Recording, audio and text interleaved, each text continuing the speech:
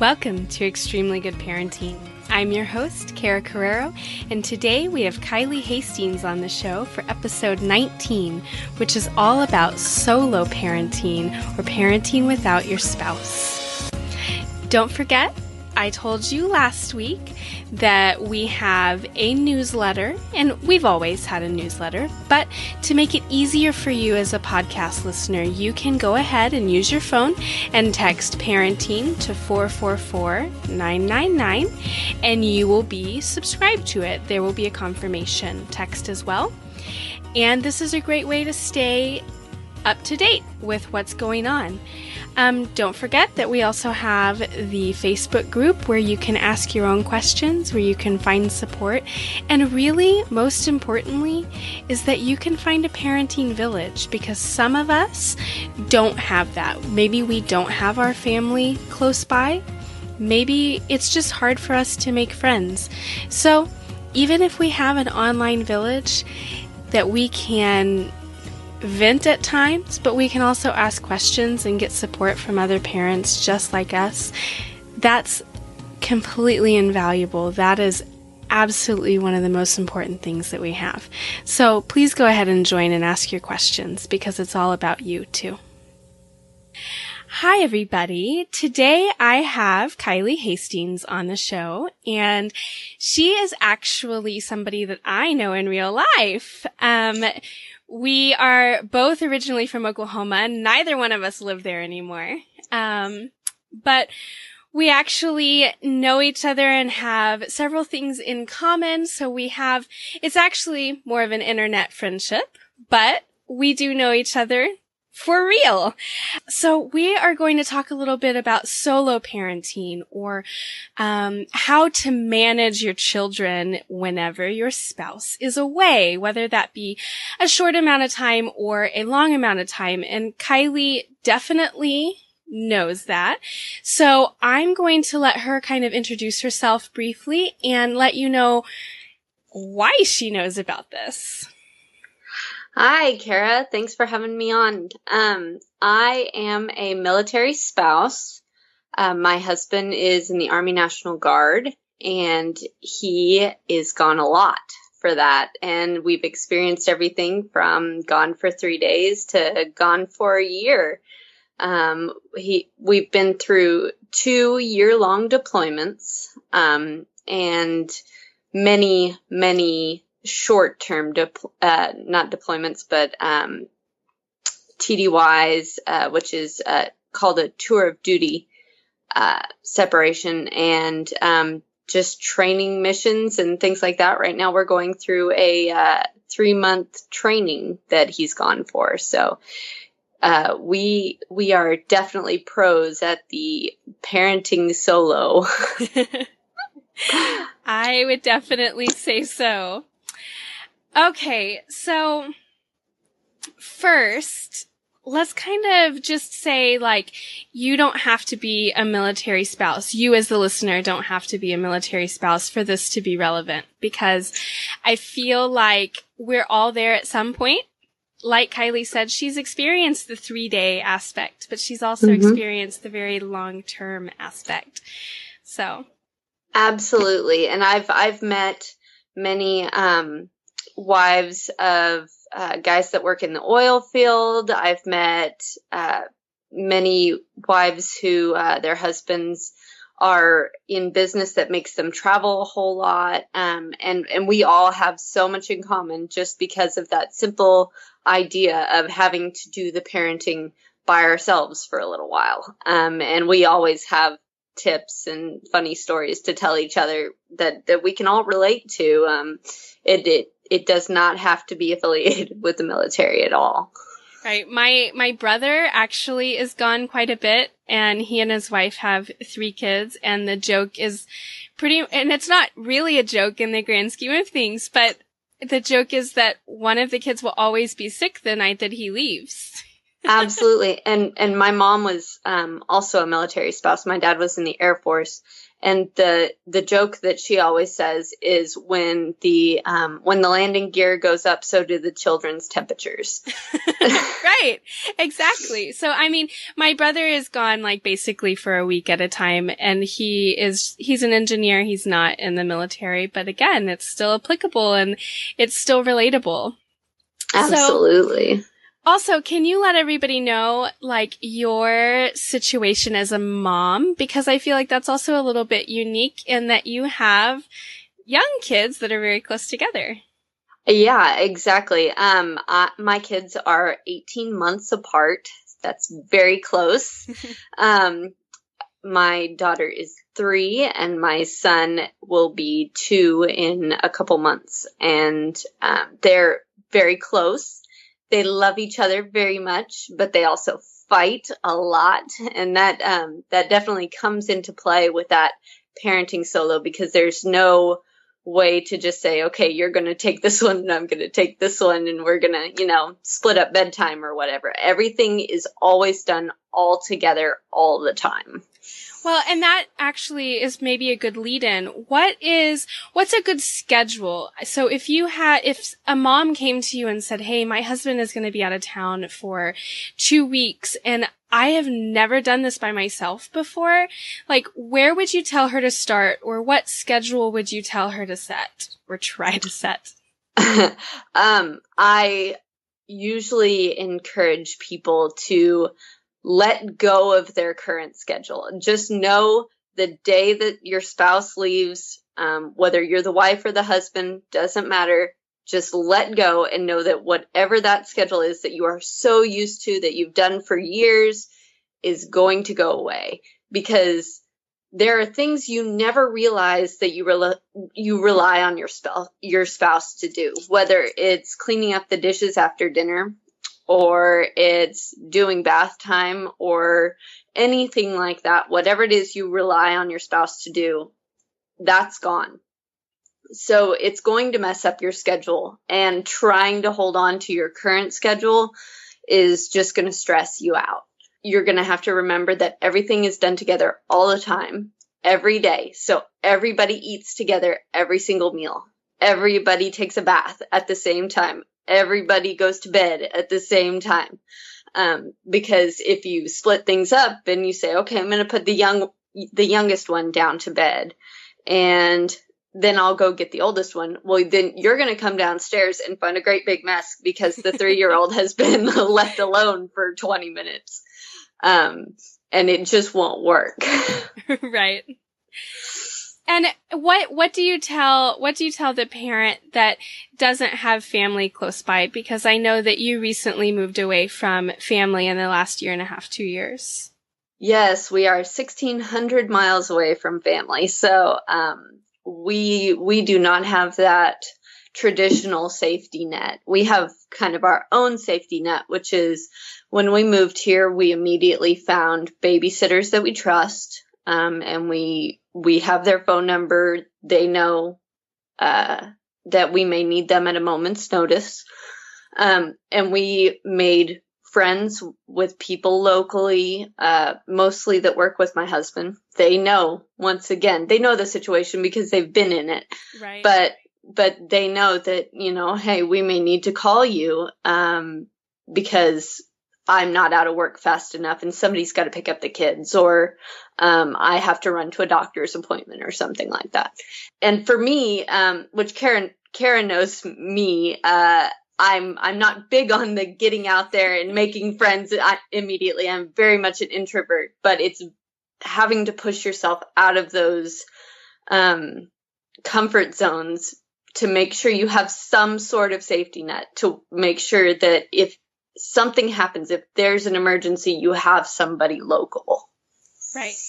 And I will say too, because I am in the similar situation of we're about 1,800 miles away from family, and we moved to Boston. And when we moved here, we had never even been here. We stepped off the plane and called it home. And so we have not had that safety net. And while I haven't really had to do too much, if any, solo parenting while I've been here, because actually, I went home whenever my husband and I were going to be apart for 5 weeks, just because it was time to visit. that there are other options. So especially if your kids are a certain age, you can look into, the YMCA and having babysitting while you work on something. So say you need to take a phone call or whatever it may be. Same with like grocery shopping and that sort of thing. And so you may not be able to leave them and leave the premise, but there's still at least, some help or some cushion just in some of those ideas.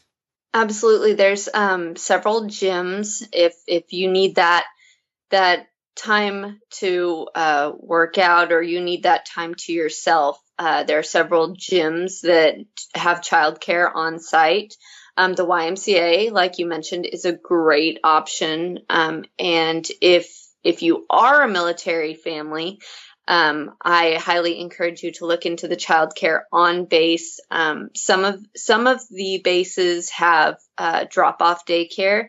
If you suddenly need daycare and you don't have it planned, I think it's like $14 a day, and it's something to have in your back pocket if you don't have something planned and you don't have a safety net. Mm-hmm. Absolutely. And we've kind of alluded to this, but do you get me time? And if you do, or when you do, what do you do to get that for yourself while your spouse is away? For me, our kids are in daycare because I'm a content writer for a company, and I get off work at 3:00, and I usually don't pick up the kids until about 4:30, 5:00. And I use that time to work out or meditate or work on my website or just sit down and watch an episode of 30 Rock and eat some food by myself for a little bit. And just take that time to take a deep breath and relax before the craziness that is the evening and dinner time and bedtime starts. Well, and I know that you also just recently started the job and went back to work. What did you do when you were a stay-at-home mom and whenever the situation was a little bit different? I tended to do the thing that I don't actually recommend people do, which is staying up for like 3 hours after my kids go to bed and eating ice cream out of the carton while watching a movie on Netflix. But that was absolutely my go-to of just, okay, I have to get through bedtime. Okay, they're finally both asleep. Okay, now I can relax in the recliner and eat my dinner at 9:00 at night. and that's honestly what happens a lot is, you might get the kids fed at dinner time and you might not get to eat until after they're asleep.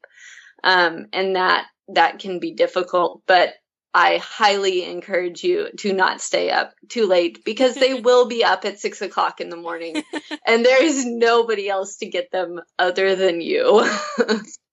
Well, and you said that you don't necessarily advocate for that plan, but at the same time, it worked for you, right? Yeah, it did. And so many of us do it. We know we do it. We know we're going to do it. Mm-hmm. It's kind of a running joke at this point. And my mom and my grandmother both did it too. So, I think it's a mom habit. I think a lot of us do it. But I also would occasionally get a babysitter, or when we lived in Oklahoma, my parents would watch them and I would go do something fun for myself. One time I went and saw the musical Chicago by myself, or I've gone to movies with friends, but I've also gone to movies by myself, and it's embracing that by myself and not saying, well, there's nobody to go with, so I guess I just won't spend time away from the kids. No, go do something you find fun. And if there's nobody else who can go with you, that's okay. Well, and that actually kind of makes me think of two different questions, but I'm going to start with one. So, how do I exactly word it? Basically, what would you tell a mom or any parent that, has an issue, say, with guilt, that maybe they feel a little bit guilty because their kid watched too much TV, or they stayed up a little bit too late, or, whatever it may be. I feel like the solo parenting or being away from your spouse, there's so many more opportunities for regret and guilt, and we kind of beat ourselves up. So can you speak to that a little? I can absolutely tell you my 3-year-old spent way too much time on the tablet today. And I can sit here and beat myself up over that, or I can remind myself, hey, I did laundry and the dishes and cooked dinner and put together their lunches for the next 2 days. And I did all these things that had to get done. Mm-hmm. And those things have to get done, and they're not going to get done if she's sitting at my feet yelling at me because she wants to go outside. Or if we're going outside, if we're going to the park, if we're going to the library and all these things, which we do those things. But to give her an hour sitting on the tablet, not my favorite thing in the whole world, but I got all these things done. And it's picking your battles, trading something you don't particularly care to have happen for things that have to get done. And I always call it survival mode. If you're in survival mode, you're going to have to forgive yourself. Because at the end of the day, if everybody's okay and all the things are done, or don't expect all the things to get done, but as many things as possible, all the things that have to be done are done, then you're doing okay. If the bills are paid and the kids are fed, you're doing okay. And there's no reason to beat yourself up over that. Absolutely agree. So the other thing that I was thinking about, I don't even remember what you had said, but how do you handle that time apart differently whenever it's short term versus long term? So say the 3 days versus the year. When it's short term, we pretty much just stick to daddy's at work, which is a very easy thing for kids to understand. They hear it all the time. They hear it on a regular basis. They understand daddy's at work, and those words make sense to them, and they understand that daddy's coming back at some point. When you get into long term, at some point they're gonna realize that daddy's still not back from work. Right. So that's when we get into discussing what deployment is, or where daddy is, where on the map. It's really good if you can have a map on the wall and you can show them where you are and where daddy is. And for those of you who are military, there is a charity that you can find online, and I cannot think exactly what it is right now, but they will send you a daddy doll, which you send in a picture of your husband, and they will, or your child's father, and they will send a daddy doll. It has his face on it, him in his uniform, and it's really good for kids to be able to hug that. When they want to hug daddy, they can hug that. Planning Skype or FaceTime, which I know can be really difficult depending on, if your spouse is in the oil field or if your spouse is deployed or special forces or something like that. But if you can plan it and say, okay, after school on Thursday or, whatever. Mm-hmm. And that way they know when they get to talk to dad again. It's not just this somewhere up in the air thing. And that's really helpful too. And you actually sparked a memory, and I don't know if it's the same thing that you were talking about or not, but so there's a company that is called Budsies, and they make they turn children's artwork into toys, but they also turn pictures into toys. And they have a special name for the ones that are actually like a person. I just can't remember it right off the top of my head. I'll put it in the show notes though. But I actually talked to the founder of Budsies, and they're a really, really awesome company. So especially if you are not military and you don't have access to a charity that's like, hey, yeah, we'll give you something. You can look into Budsies, and that would be a really, really great special gift to give to your children, even if, like, you're a family like my brother's family, who it's not necessarily short term, but it's also not necessarily long term, because he may be gone 2 or 3 weeks out of the month, but he's there on the weekends. But there, the kids still miss him. And so, absolutely. And another great idea that her preschool teacher gave me is to put together a photo album. It doesn't have to be a big photo album. It can be as small as 5 to 10 pages that has pictures of Daddy, pictures of Mommy and Daddy, pictures of them with Daddy, and their siblings as well. And that way, she keeps them in the locker or in the cubbies at school. Mm-hmm. So if the kids start to miss their parent, they can just go to the cubby and look through the pictures. And I think that's a really neat way to do it as well. And I think that there are lots of really neat and interesting, unique ideas out there. I've seen lamps that have like Dad on the lampshade, and I mean, this doesn't even have to be exclusive to dads. I mean, moms work and have business trips as well. So, I mean, you cater to the needs of your family. And again, that's also catering to long-term versus short-term. So, is there anything else that you do differently, say for a week versus a year in terms of schedules? Or I know that some people do like the chain garlands, and they take one off for every day counting down. Or is there something like that you do differently? I think those are great if you have an end date. The long deployments for us, we don't normally have an end date. And so it's really hard to do a paper chain like that. But I think those are great for short term, like the one that we're going through right now. I think that would be wonderful to have that because we know, okay, he's going to be home on November 1st. And that would be a great way to be able to visually see that. With really small kids, like mine, that whole time thing is still like an up in the air thing. Like we're still working on what Monday means. Right. But for short term, usually we're able to talk to him a whole lot more. And so we're able to say, okay, it's this much more time. It's, this many more weeks. And then we're going to go see Dad. It's this many more days at school. And then we're going to go see Dad. When it comes to deployment, it's a lot more focusing on Daddy's going to be gone for a long time. And this is what the word for that is.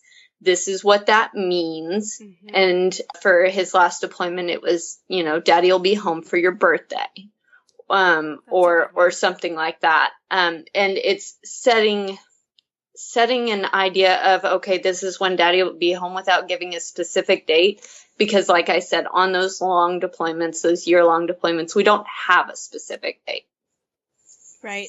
And I feel like even if you do have a specific date with young kids, giving them more of like that target to shoot for is a little bit easier. Because like you said, that passage of time just doesn't necessarily compute. So, the next time that we do this, or, so I think that that's also really helpful. Okay, so we've gone through a lot, but is there anything or any advice that you would give to dads who are going to be away from their spouse for any length of time? If the dads are going to be with the kids, my advice is to listen to your wife when she gives you a million different instructions on how to deal with the kids. especially if she is a stay-at-home mom, because everything she does is done down to a science, and she knows exactly how to get those kids to stop crying and how to get them to eat their dinner and all of those things. And especially when it comes to bedtime, if you do not listen to those instructions on bedtime, you're going to be up at midnight trying to get those kids to sleep. Definitely. And I think that it's all, like, even if you're a mom, I think that it's all troubleshooting because things are different and kids have like this innate sense of something's different. And I'm not going to react the same way that I did, when things were normal. Absolutely. But that's the other side of that coin, is definitely listen to those instructions, but at the same time, listen to your kids. You are their parent. You know your kids. If you will just stop and listen to your kids for just a minute and don't panic if they're not doing exactly what you expect them to do. My kids, when my husband is alone with them, act like a million times better, and I'm never going to understand that. They go down for a nap with absolutely no argument, and I don't understand how that works. I can completely relate. But it's going to be a mixture of listening to those instructions and finding what works for you at the same time. And to moms that are going to be away from their kids while dad handles everything, take a deep breath and just let it go, because there are going to be things that he's going to do differently that it's going to immediately frustrate you. But if you really think about it, there's nothing wrong with his way of doing things. It's just different from yours. Right. Okay, so we're going to kind of wrap things up because I think we've covered the topic pretty well. And for those of you listening, Kylie's already said that she is in the process of solo parenting right now, and her son is awake. So we want to make sure that she gets that time with him and can comfort him. So, Kylie, what's your extremely good of the week? My extremely good of the week is I found an app on iPhone. It's called Relax Plus, and my kids fall asleep to it. With no argument. I can turn it on, and there's a mode called it's guided meditation, and there's a mode called deep sleep, and they will lay there and they will fall asleep in under 30 minutes if I have it on. Oh, that's awesome. And so for solo parenting, it is a lifesaver because everything has to be done together, like I said, and bedtime is done together. So even though my younger one, as we were saying, he wakes up several times a night, but that initial going to sleep, he's out. I mean, conked out within 5 minutes of having this app on, and it's awesome. That sounds like magic. So I will say that my extremely good of the week, if I really look back at this week, I just have really been loving experiencing this time frame with my youngest.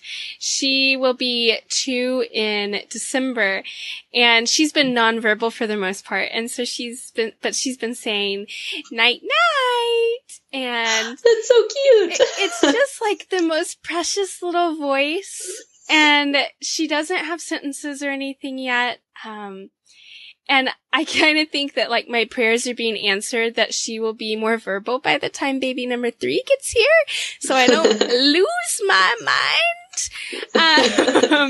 But it's just been really cute, and it's been a really special. And so I think that's my extremely good of the week.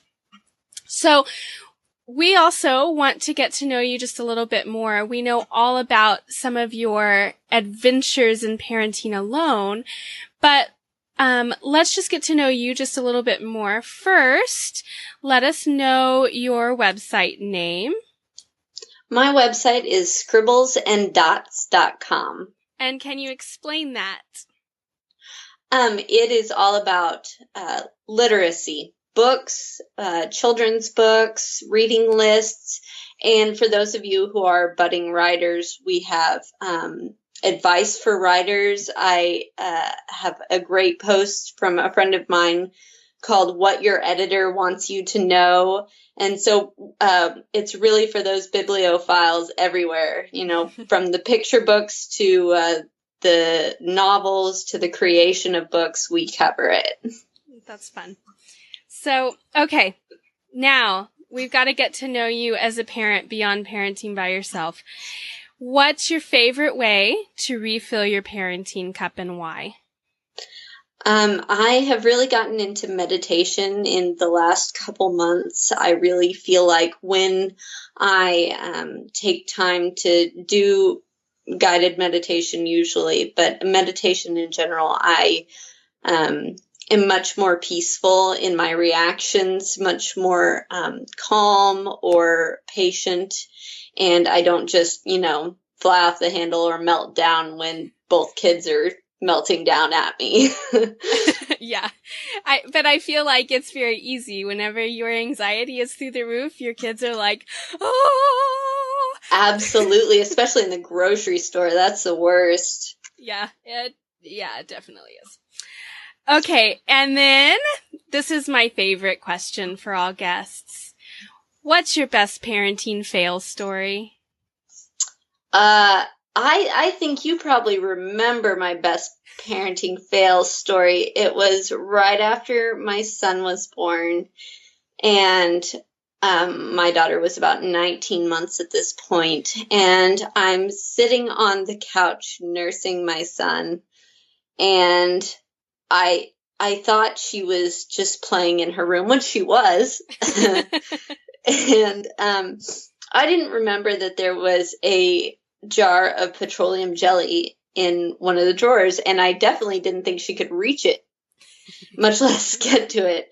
And she took handfuls of this stuff and just clopped it all in her hair and all over herself, but mainly in her hair. And I called to her, and she walks out, and I said, "What's in your hair?" And as I got closer, I realized what it was. And I was just like, oh no, how do I get this out? And I think it took somewhere along the lines of 15 washes and a bottle of wine before I got all of this out of her hair. It was so bad. And to this day, she still hates having her hair washed because we had to wash her hair so many times. Okay, and finally, our last question for all of our guests is, what makes you an extremely good parent?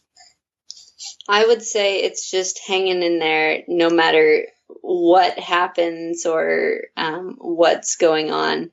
And if I have, melted down and lost my cool, it's turning around and saying sorry and going back to the way things should be, hanging into that survival mode, like I said, Right. Whether my husband is here or not, and just going like the Energizer Bunny, I guess, even when I don't feel like it. Well, I really appreciate you coming on the show, Kylie. And even if you've had to invite your son on the show unexpectedly, we really appreciate it. And we completely understand because, like the topic of the show, you are currently solo parenting. Exactly. Expect the unexpected. Right. Well, thank you again. Thank you. Well, that's the show, everyone. I hope that if you are going to be parenting alone, or maybe your spouse is and you're going to share this with them, that you gleaned a lot of insight from this. Don't forget that you can sign up for our newsletter by texting parenting to 444-999, and that we also have a wonderful Facebook group called the Extremely Good Parenting Hideout. So until next time, I'll talk to you later.